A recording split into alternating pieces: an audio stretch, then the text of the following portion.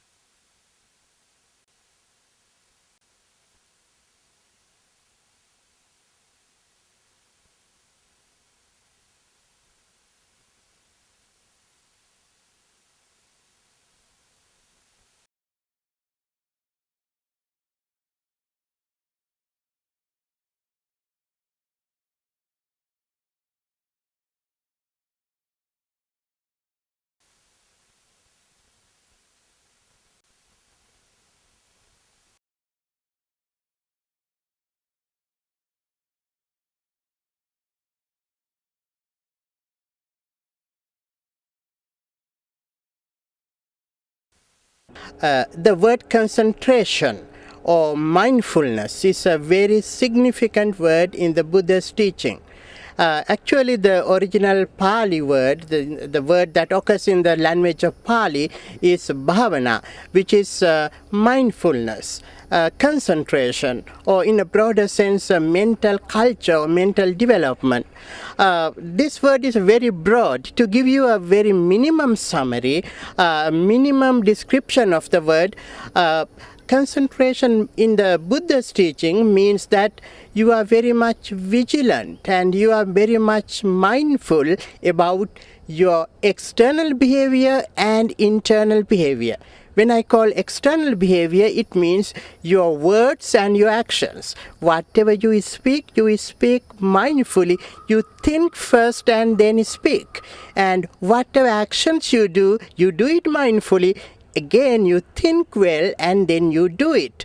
That is external behavior. Constantly be vigilant about what you do through your words and through your actions. And the other form, the most important of all these concentrations, is the mindfulness about the mind. When you think about, when you speak your mind, right, you try to develop your mind, you are very vigilant that you are not guided by greed, ill will, or illusion. Instead, you are guided by loving kindness and compassion and wisdom. You are mindful about that. That is the other form of concentration.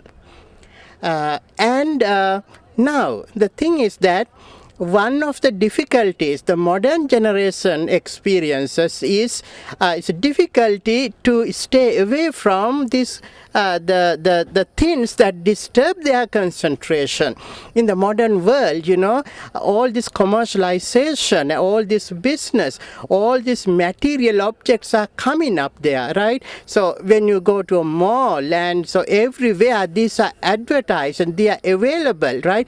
The new generation, particularly the young generation, is always victimized by all these materialistic things. So they are not being aware, they are unable to keep themselves undisturbed by these materialistic things, so their concentration is constantly disturbed. But a wise person, according to Buddha's teaching, should not allow the external world to control their inner progress. So whatever is available, they must be aware that I am not going to be influenced by greed. I mean, obsession for these materialistic things and obsession for this sensual gratification.